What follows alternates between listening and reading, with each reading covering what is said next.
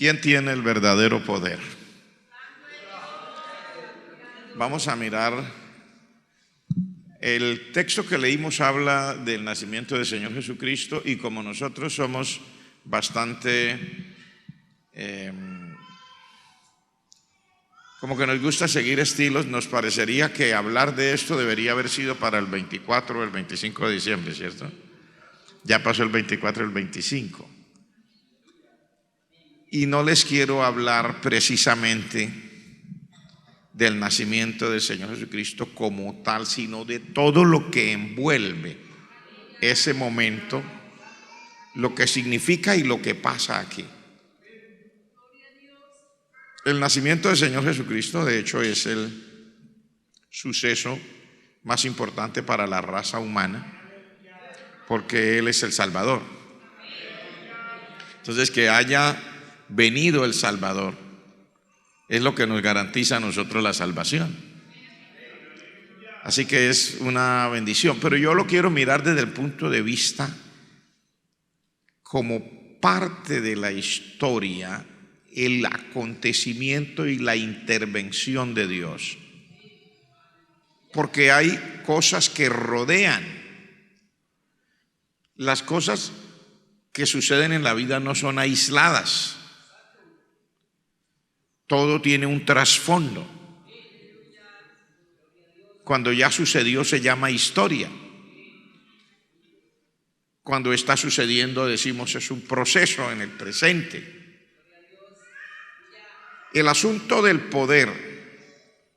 Se dice, por ejemplo, la definición del poder en lo social es la capacidad que tiene un individuo de influir sobre el comportamiento de otros. La capacidad que tiene un individuo de influir sobre el comportamiento de otros, a eso se le llama, o es una definición de poder en el aspecto social, que eso a nosotros nos gusta mucho. Y el ser humano siempre ha luchado por el poder. Queramos reconocerlo o no, el ser humano siempre ha luchado por el poder. Y eso se ve reflejado a todos los niveles.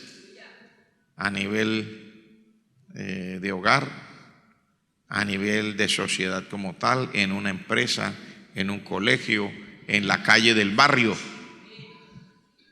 en cualquier parte, a nivel de país, de ciudad y a nivel global.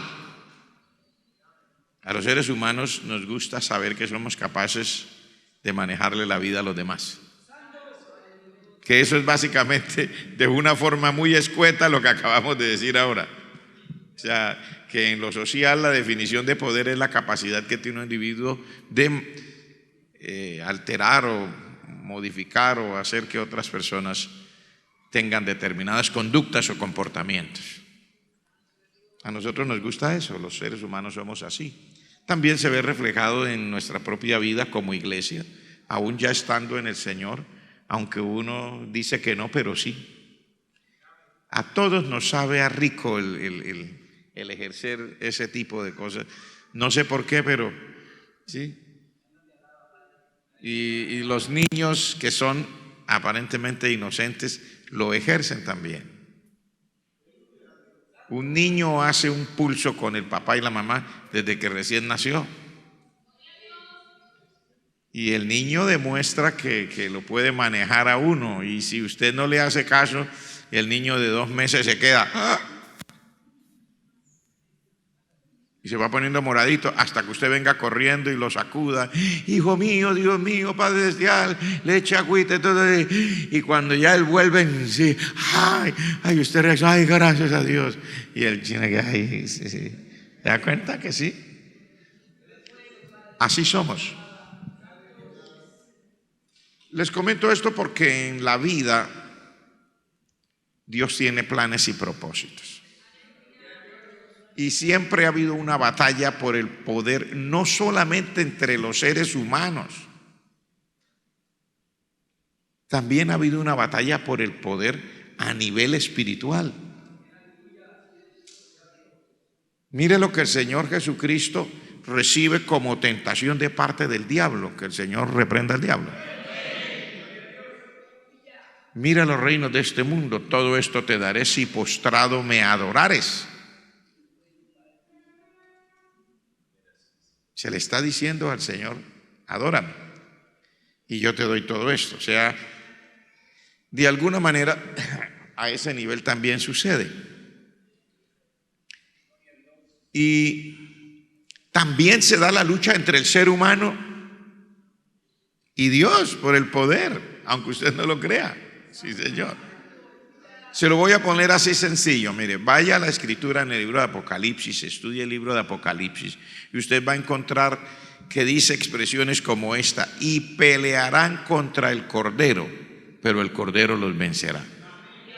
O va a encontrar un texto que diga: y los vi reunidos para pelear contra el que montaba el caballo blanco, que es el Señor Jesucristo. O sea, hasta el sol de hoy y hasta que Cristo venga y hasta que el Señor ponga a todos sus enemigos debajo de sus pies, el ser humano se atreve a incluso a querer disputarle el poder a Dios.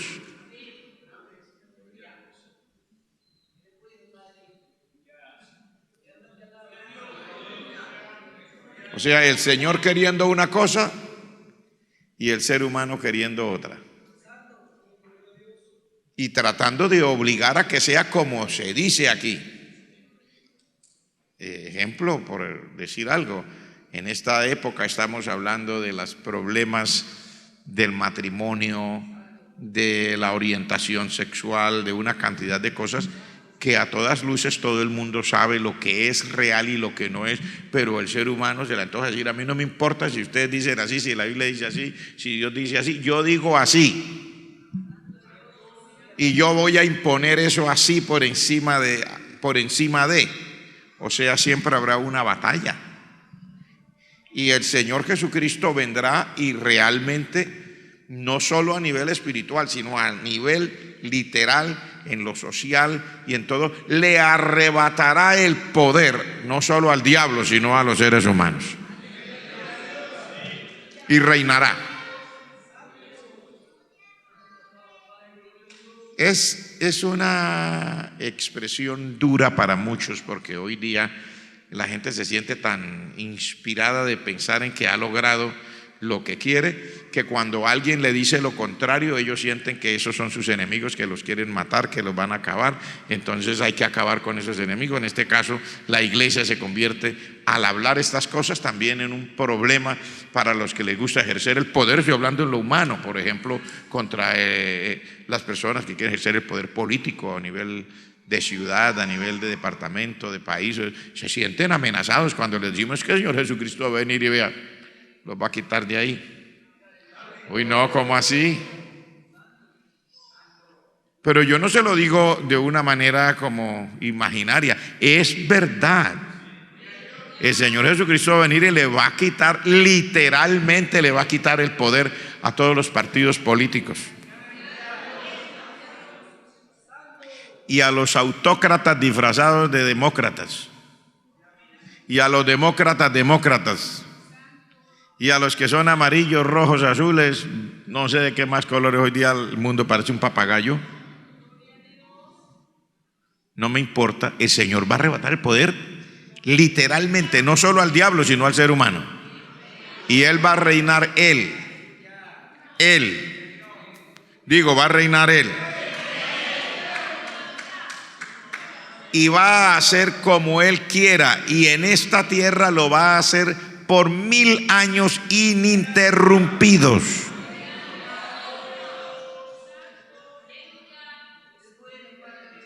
No habrá partidos de izquierda ni de derecha ni de centro, ni de arriba ni de abajo. El Señor Jesucristo, Él dice, Él va a gobernar por 1000 años aquí ininterrumpidamente. ¿Se alegra de eso? No más historias de que esta calle la pavimentaron 3 veces, pero siempre estuvo en los mismos huecos, nunca apareció el pavimento. En el papel la pavimentaron, el dinero se perdió. Que un puente que había que hacerlo en 6 meses duró en hacerlo 6 años. No va a suceder más. Y así sucesivamente. Pero déjeme decirle esto solo para decirle que entre nosotros, incluso entre nosotros también como iglesia, puede suceder que nosotros nos gustaría también manejar el comportamiento de los demás y decidir qué pasa en esta vida. Y únicamente lo quiero decir no para hablar mensajes de revolución ni de nada, sino para decirle quién es que verdaderamente tiene el poder. Porque lo que leímos aquí es una enseñanza. El capítulo 1 del libro de San Mateo es una enseñanza. Hablando del nacimiento del Señor Jesucristo, mire que no estoy centrado en el nacimiento del Señor Jesucristo, sino en el cumplimiento del propósito de Dios. Es a lo que yo voy. ¿Por qué? Mire, cuando las personas influyen o cuando las cosas se dan, hay propósitos o situaciones que parecen desaparecer. Si hay cosas de las que usted aparentemente se olvida, usted dice, ya eso no funcionó, ¿cierto? Así como usted desecha en la casa cosas que compró para un propósito que después no le sirvieron. Una señora fue al supermercado, compró una olla así, un instrumento de cocina así, porque era para hacer eso, pero al final no era lo que necesitaba y esa olla siempre quedó, al final lo bota porque ya no hacía sino estorbo. Y así pasa con muchas cosas en la vida. Personas que estudiaron una determinada profesión en la universidad, pero nunca ejercieron esa profesión, sino otra profesión. Entonces se olvida de lo que estudió porque realmente lo que iba a hacer era otra cosa. Y así sucesivamente. En la vida, aún en la vida cristiana o en la vida en general también pasa eso. Hay cosas que parecen perderse en el transcurrir del tiempo.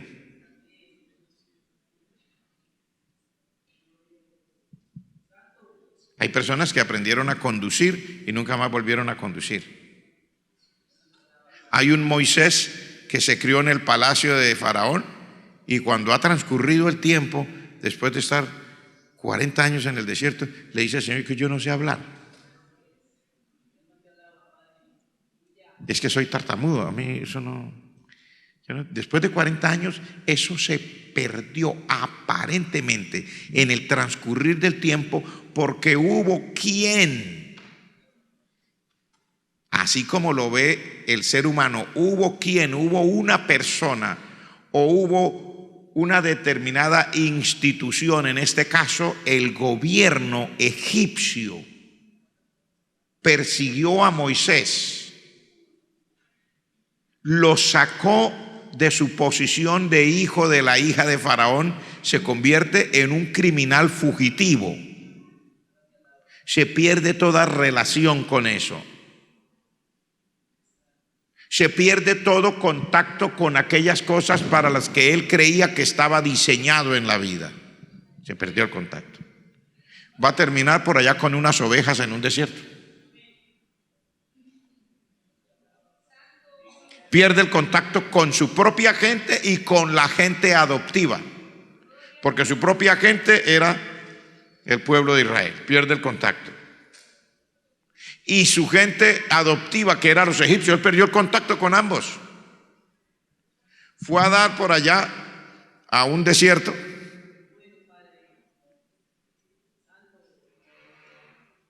donde no están sino las personas hoy día, igual que antes, personas que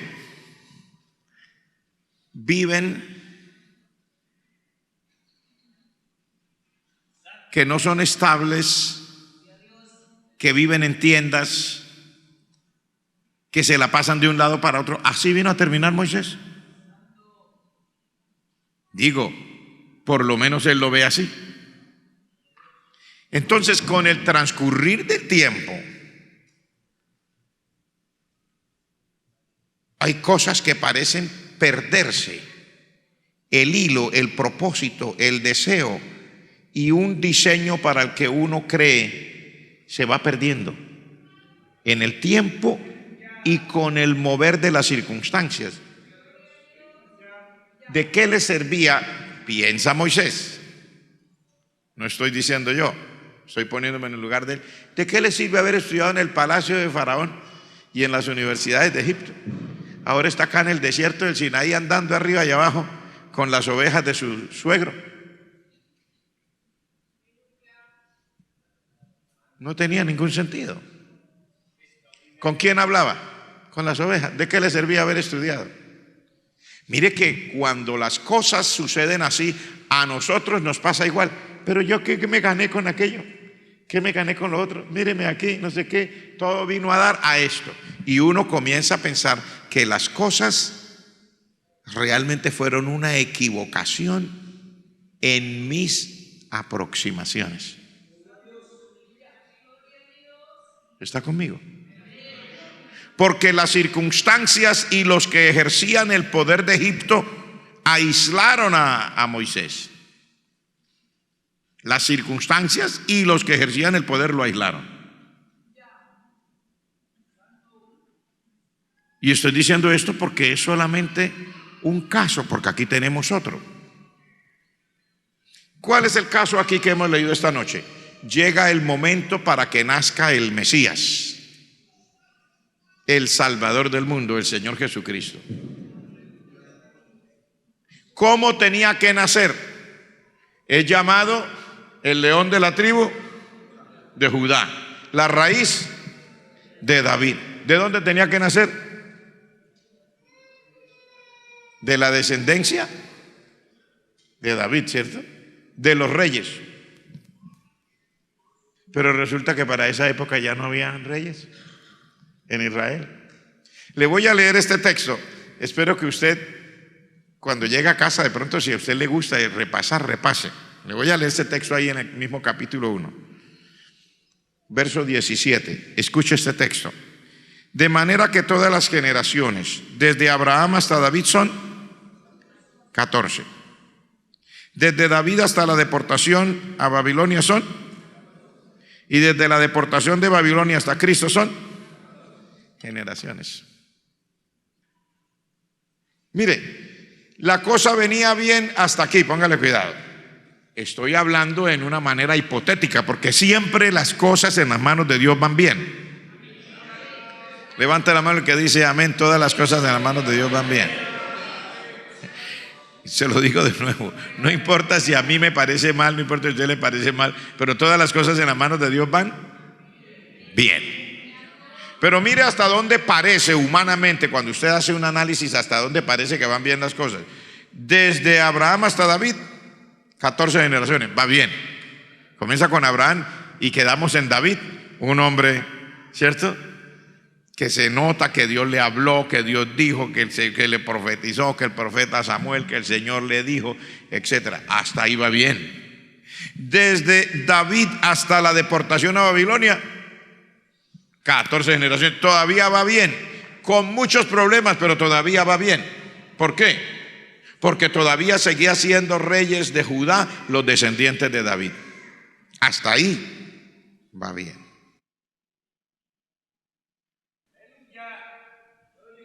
Estoy hablando humanamente. Pero luego dice, desde la deportación a Babilonia hasta el nacimiento del Mesías son 14. Y ahí ya no va bien. ¿Por qué no va bien? Porque después que el pueblo fue deportado a Babilonia, la línea mesiánica que venía a través de los reyes va como perdiendo brillo. ¿En qué sentido? Si el Señor Jesucristo es el Rey de Reyes, tenía que nacer de un rey, ¿cierto? Cuando llegaron los magos, los que venían del oriente, ¿qué dijeron? ¿Dónde está el rey de los judíos que ha nacido? ¿Dónde fueron a buscarlo? Al palacio. ¿Por qué dijeron que tiene que nacer? Si es un rey, tiene que nacer de un rey. Pero resulta que después de la deportación, 14 generaciones ya no hubo más reyes para Judá. El que nombra, y se lo voy a leer en el verso 12, después de la deportación a Babilonia, Jeconías engendró a Salatiel y Salatiel a Zorobabel. Hasta ahí más o menos se asoma algo. Pero resulta que estos que dice aquí, después de la deportación, cuando vuelve el pueblo allá, los emperadores del imperio que estaba de turno, que era el imperio persa o medo-persa, ellos, para poder ayudar y controlar las provincias, ponían gobernadores.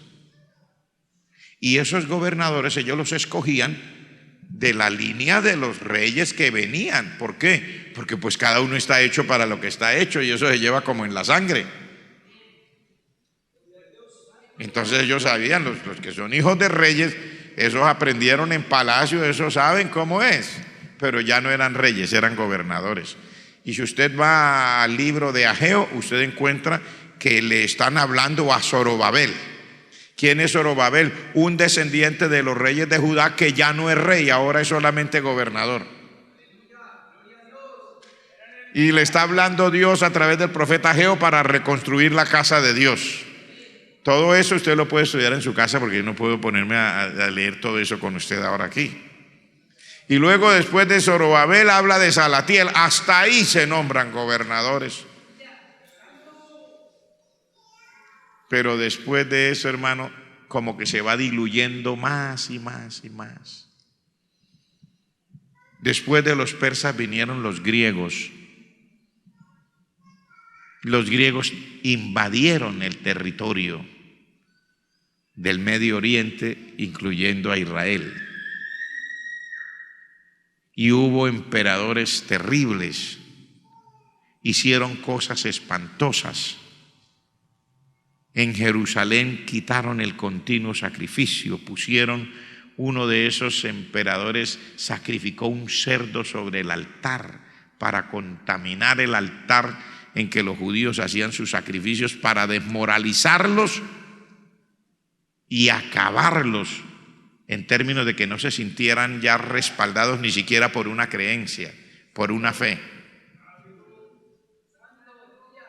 ¿Me está entendiendo lo que le digo? Y luego, después de eso, vinieron los romanos, el imperio romano. Se conoce el imperio romano, el nacimiento como tal, en el año 27 antes de Cristo. No porque no tuvieran fuerza antes, porque ningún poder político o geopolítico desplaza a otro en un año. Es un proceso. Y los romanos hace rato habían constituido lo que hoy tenemos como forma de política en muchas partes del mundo, la república, senadores.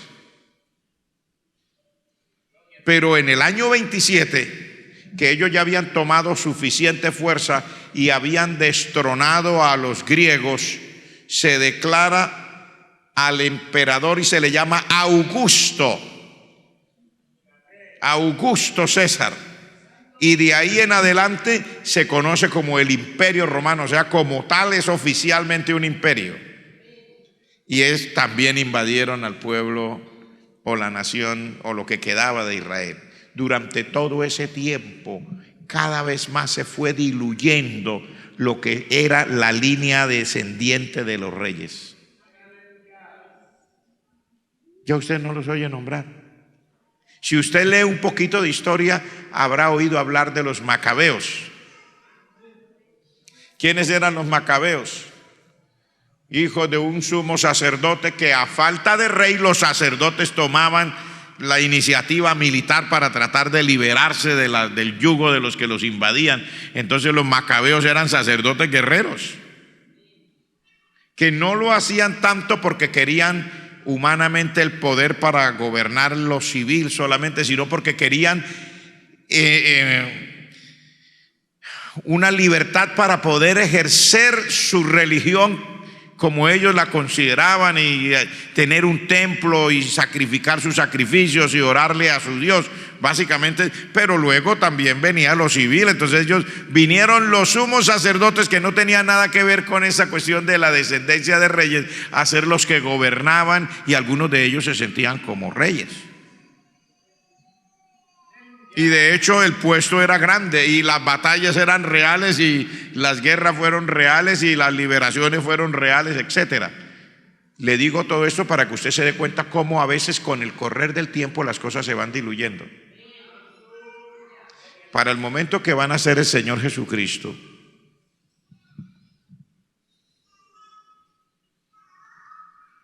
¿a quién le decimos rey ahí?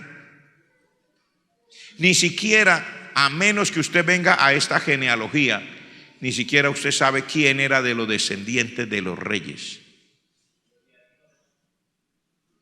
Porque ya no tenía valor.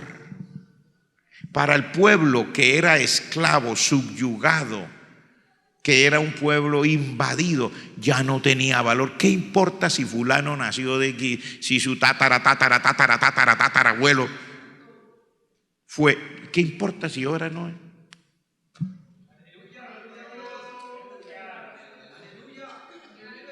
¿Cierto que no importa?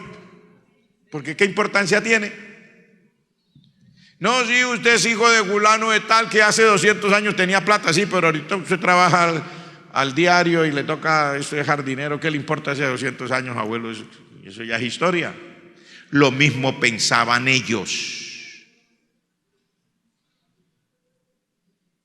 Y le estoy diciendo esto para que entendamos quién tiene verdaderamente el poder.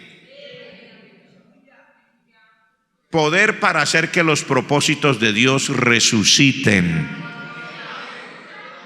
Poder para hacer que lo que Dios un día dijo se cumpla, sin importar si al ser humano le parece que ya se diluyó o no.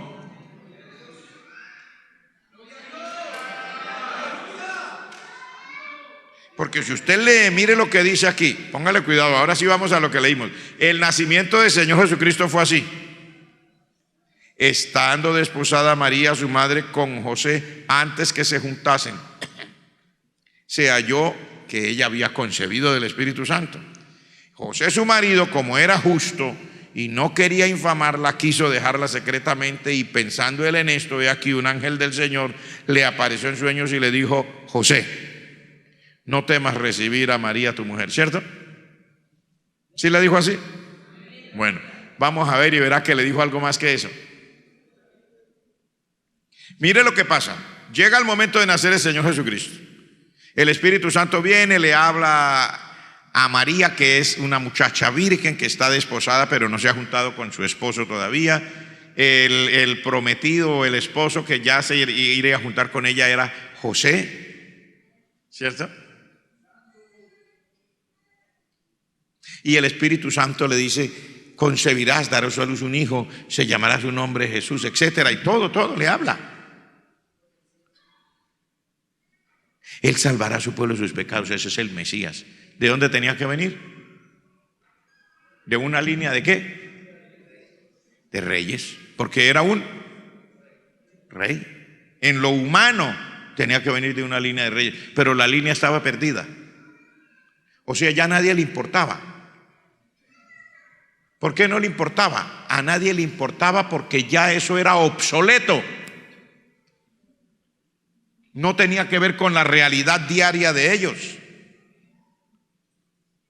Mire lo que dice aquí: pensando él en esto, cuando él quiere dejar, porque dice él era justo y no quería difamarla, o sea, no quería causarle daño, como él la quiere dejar, un ángel del Señor. Y dijimos: ¿quién tiene verdaderamente el poder? ¿Quién es el que puede resucitar los propósitos y las cosas que Dios ha determinado? Pregunto, ¿quién puede resucitar los propósitos o cosas que Dios ha determinado? El Señor. Y todo está aparentemente perdido, ¿cierto? Ahora gobiernan los romanos, ahora no importa. Dice, un ángel del Señor se le apareció en sueños a José y le dijo, José, no temas recibir a María tu mujer, ¿cierto? Porque lo que en ella es engendrado del Espíritu Santo. No le dijo así, le dijo algo más, le dijo, José, hijo de David.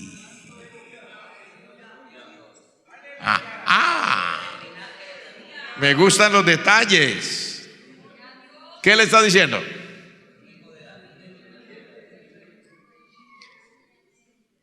No importa que usted sea un carpintero, porque José era un carpintero. Mire qué clase de reyes. Era un carpintero. Por eso él tampoco es un... Como dice uno aquí, ni le iba ni le venía. A mí qué me sirve que me digan que soy rey si yo lo que hago es carpintería. Era un obrero raso. Y como tal, las circunstancias a veces golpean a uno, que uno comienza a ver la vida de acuerdo a las circunstancias y se le olvida que hay un Dios en el cielo que tiene propósitos más grandes que las circunstancias. Levante la mano el que sabe que Dios tiene propósitos más grandes que las circunstancias. ¿Sí? No solo con su vida, sino con toda la vida de todos los demás. Mírenlo, ahí está. ¿Y cómo le dice el ángel? ¿Le dice José solamente? No, le recuerda, le dice José, hijo de David. O sea, le quiero decir una cosa. Usted es parte de una línea de reyes, así usted se le haya olvidado.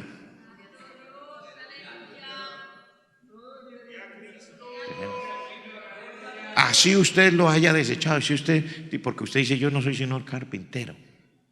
Usted vive en un pueblito, imagínese usted, Nazaret. Y la gente decía que si de Nazaret algún día saldría algo bueno, ¿no? Eso no tenía ninguna importancia. No importa dónde viva, le dice el Señor, no importa que sea carpintero, usted es hijo de los reyes, así no se acuerde. Tremendo, hermano. O sea, se lo voy a decir de otra manera, lo que el Señor está diciendo es, hay un propósito que por 14 generaciones, y si usted cuenta las generaciones, que las contaban de a 40 años, imagínese cuántas son. Siglos enteros, donde la gente le parece que el propósito de Dios se perdió, y después de 400, 520 años, lo que sea, el Señor vuelve y le dice, José, hijo de David, el propósito sigue vivo. ¿Cuántos se alegran por lo que le estoy explicando? No importa cuántos años hayan pasado, no importa que usted sea carpintero, le está diciendo el Señor, pero usted es parte de este propósito y quiero que abra los ojos, quiero que reciba a María, su mujer, porque lo que está pasando aquí no es lo que usted se imagina, lo que está pasando aquí es el propósito eterno de Dios y usted es parte del propósito. Tremendo. Tremendo, hermano, tremendo. Cuando yo miré esto otra vez, yo digo, ay, Padre Celestial, qué bueno mirar otra vez tu palabra. Qué dicha reconocer que todos nosotros como hijos de Dios somos parte de cosas extraordinarias que a veces a uno por las circunstancias o porque uno ve que otras personas en términos políticos, humanos, social, lo que sea, pueden ejercer. Entonces usted va ocupando una posición aparentemente irrelevante, es un triste carpintero, es una persona, etcétera, aquí, allá, vive en un pueblo, es pequeño, y uno comienza como el que decir, eso ya no tiene valor. Pero imagínese si tiene valor cuando es un ángel mismo del cielo que baja a decirle a José, oiga, vengo a recordarle que usted es hijo de los reyes. En ninguna parte lo dice, ¿cierto? Cuando usted lee la genealogía, en ninguna parte dice que él era de los reyes. Pero si usted lee la genealogía, y le voy a leer la última partecita de esa genealogía, dice aquí en el verso 15, Eliud engendró a Eleazar, Eleazar a Matán, Matán a Jacob, Jacob a José, marido de María. No dice hijo de David, dice marido de María. Aparentemente, Pero es el ángel el que baja de parte del cielo a recordarle a José: no importa que allá no digan hijo de los reyes, acuérdese que usted es hijo de David, usted viene de la descendencia de los reyes. Así sea carpintero en el momento. ¿Me está escuchando? Así sea lustrabotas, así sea mecánico o sastre, usted es hijo de David, usted viene de la descendencia de los reyes. Y por eso reciba a María su mujer, porque el que está naciendo ahora es el Rey de Reyes, el Señor de Señores. Y usted es parte de eso, aunque usted se lo había olvidado. A mí me encanta eso, hermano. Digo, alabado. ¡Qué bendición! ¡Qué bendición! Por 14 generaciones parece diluirse las cosas. Y de repente cuando el Señor dice, turno mío, dice, yo tengo el poder para resucitar todo lo que parece diluido. Y comienza resucitándolo en el corazón de los interesados. Por eso le dice a José, hijo de David. Por eso le dice hijo de David, para que se acuerde que él era descendiente de los reyes. Es que la mayoría de nosotros casi no. ¿Usted ha oído hablar de eso? Siempre se habla del nacimiento del Señor Jesucristo y hay detalles que uno los omite, ¿cierto?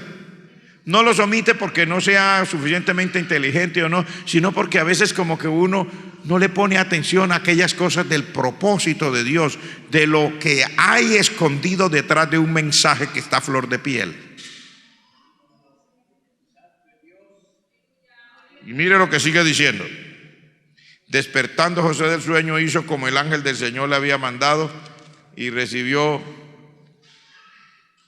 a María, pero no la conoció hasta que iba a dar a luz, y etcétera. Y en el verso 2 dice: cuando Jesús nació en Belén de Judea, en días del rey Herodes, vinieron del oriente a Jerusalén unos magos diciendo: ¿dónde está el rey de los judíos que ha nacido? Porque su estrella la vimos en el oriente y venimos a adorarle. O sea, era real. Cuando Dios tiene un plan y lo va a cumplir, aunque usted se le haya olvidado que es parte del plan, el Señor se lo recuerda. Le dice: no, es que yo tengo un negocio con usted hace rato. A usted se le olvidó, pero a mí no.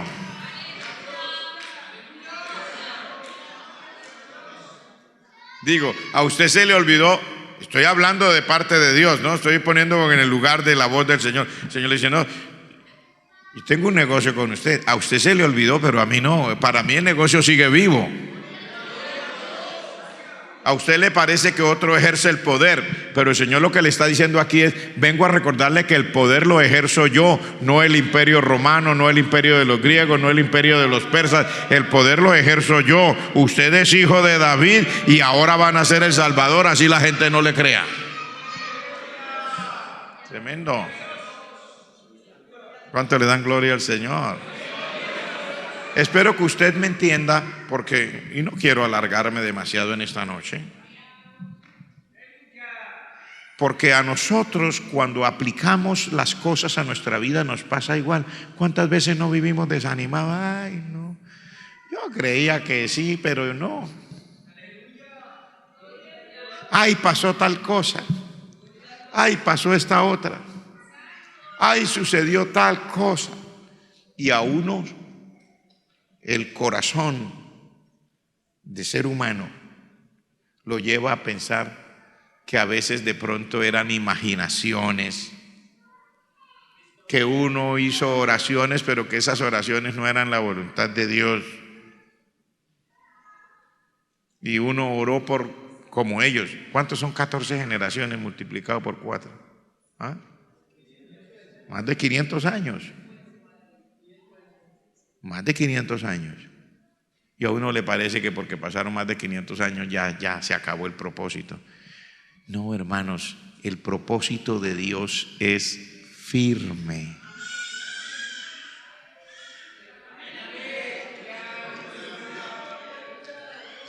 Y uno no puede olvidarse del propósito de Dios, porque así se le olvide, así el Señor tenga que mandar un ángel, viene un día y le dice: hola, ¿se acuerda de tal cosa?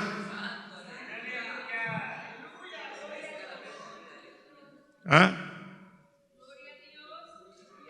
Porque lo mismo le pasó a Abraham. Dios le dijo que haré de ti una nación grande, y en el camino él dijo: no, eso que se metió con su esposa a tratar de resolver las situaciones. Parecía que no, pero cuando ya estaba como muerto, dice, cuando consideraba que ya estaba como muerto, 100 años ya, un hombre mayor, el Señor le dice: ahora va a tener el hijo. ¿Y lo tuvo o no lo tuvo?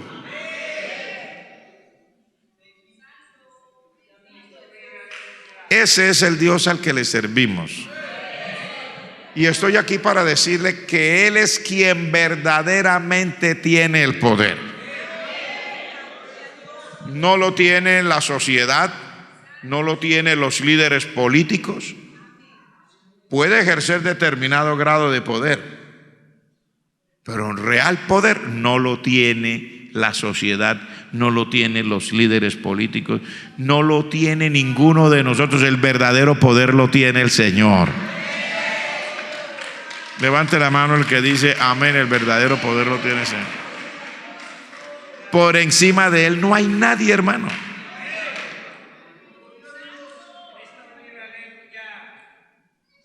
Y Él va a hacer lo que Él haya determinado con anticipación, así hayan pasado 560 años. Así el que debía ser rey ahora parezca como carpintero. Si usted sigue leyendo la historia, y ya voy a culminar porque no quiero, pero usted sigue leyendo la historia, este mismo pasaje está descrito allá en el libro de Lucas. Y cuando usted lea, verá que dice: en el año tal de Augusto, que era el año de ese emperador primero que fue nombrado emperador, que se llamó Octavio, que le dieron el título, el Senado romano y la República dio el título de emperador. Dice: mandó que todo el mundo fuera empadronado.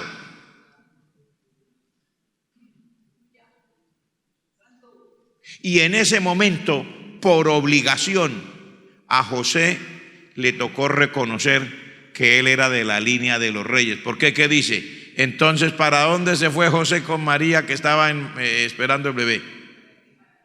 Dice: para Belén de Judá. Léalo. Dice: porque era de la casa de David. ¿Él quería? No. Él se acordaba y decía: qué dicha que soy. No, le tocó obligado un edicto del emperador para que él se acordara que él era de la casa de David, que era del descendiente de los reyes. Así la gente no se lo diga a uno, porque es que ni siquiera hoy día casi nunca nadie nombra eso, que José, el marido de María, era descendiente de los reyes, era de la casa de David. Por eso le tocó ir a Belén de Judá a empadronarse, o sea, a estar en el censo, para que me entiendan, para que lo censaran en Belén de Judá, porque dice: porque era de la casa de David, era de los reyes. Pero como uno a veces no quiere, entonces le tocó por obligación un edicto, porque el que verdaderamente tiene el poder pone las cosas en su sitio, con su aprobación o sin su aprobación. ¿Me está entendiendo eso? O sea, el Señor va a poner las cosas en su sitio con la aprobación suya, con la aprobación mía, o sin mi aprobación, sin su aprobación. El asunto es que si toca obligado, pues el rey, el emperador de turno lanza un edicto, pero usted me hace caso, usted se acuerda o yo le recuerdo. Así de sencillo.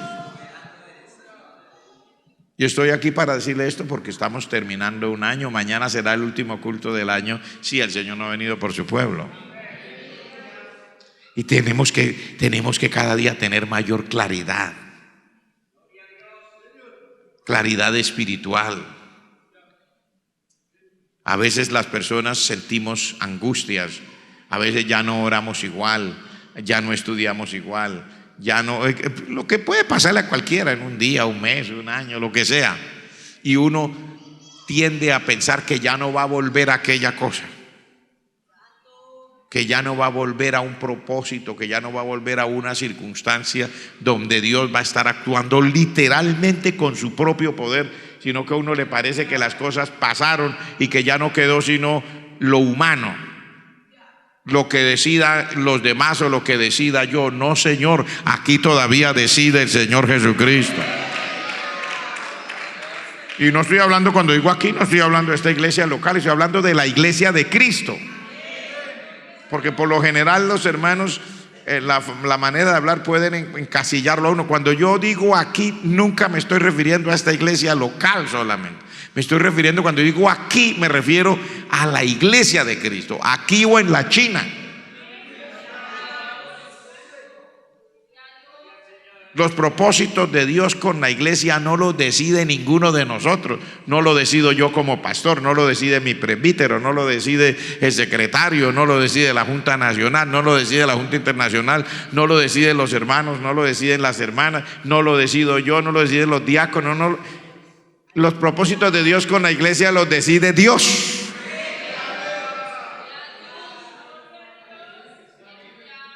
Y los pone a funcionar Él. Lo que Él diga. Y así toca involucrar emperadores y lo que sea, pero Él pone las cosas en su sitio.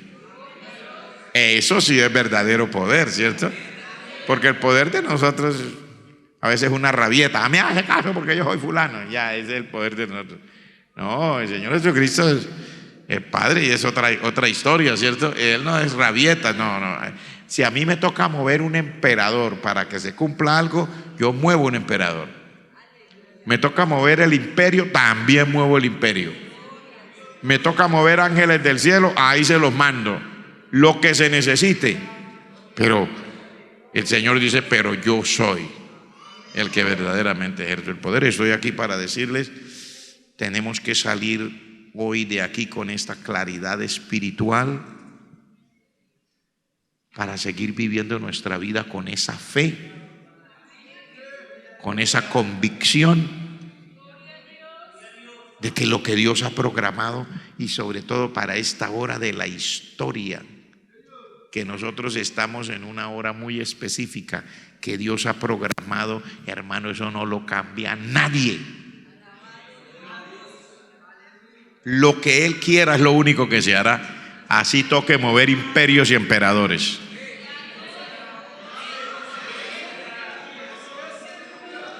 Y así a José se le haya olvidado que es de la casa de David, se lo recuerda. Y toca mandar ángeles, manda ángeles, lo que sea. Pero el Señor necesitaba que estuviera todo ahí para que el Señor Jesucristo, nuestro Salvador, naciera. Entonces, todas las cosas en su momento demuestran que quien verdaderamente tiene el poder es nuestro Dios. Y tenemos que levantar las manos. Si usted trabaja en un trabajo, a veces los hermanos, cuando estamos un poquito despistados de esto, nosotros queremos manejar nuestra vida. Yo digo que hubiera sido, por ejemplo, si en este momento fuera José el que viviera ahora, y él se hubiera acordado que era de la línea de los reyes y aquí no encuentra sino carpintería. No, pues yo me voy para Nueva York o para París, porque yo, como yo hijo de los reyes, y aquí en carpintería o en mecánica, o yo desastre aquí.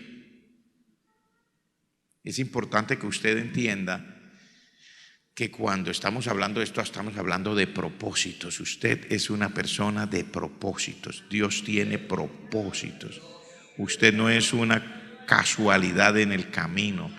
Usted nació con nombre propio dado por Dios para algo específico, para cosas específicas, para sitios específicos, para labores específicas. Nosotros no somos así como a veces uno se imagina, ¿no?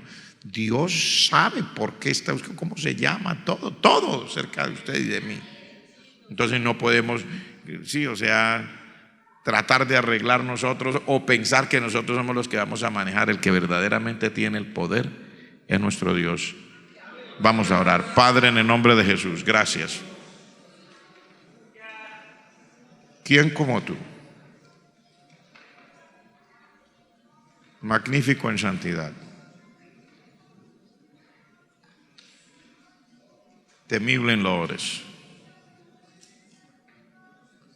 maravilloso en poderosas hazañas,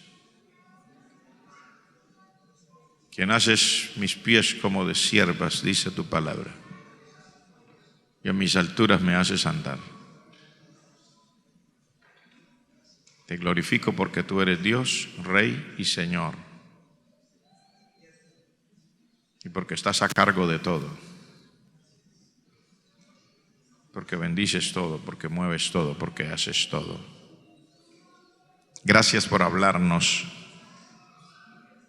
orientarnos, por manifestar tu gracia y tu gloria.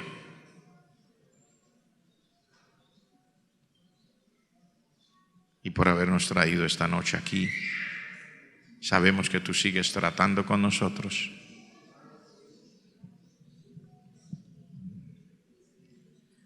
Y tú terminas todo lo que tú quieres en nuestras vidas. Gracias por cumplir lo que tú quieres, por ser Rey y Señor. Gracias por tener el verdadero poder. No lo tiene nadie más. No lo tienen los imperios ni los emperadores, ni tampoco lo tenemos nosotros a nivel de iglesia. Con cada uno tú tienes un plan, con cada persona. Y aunque parezca haberse diluido un determinado propósito, una determinada línea, sabemos que no es cierto. Sin importar que cambien las circunstancias, el propósito tuyo está por encima y tu poder siempre será manifestado.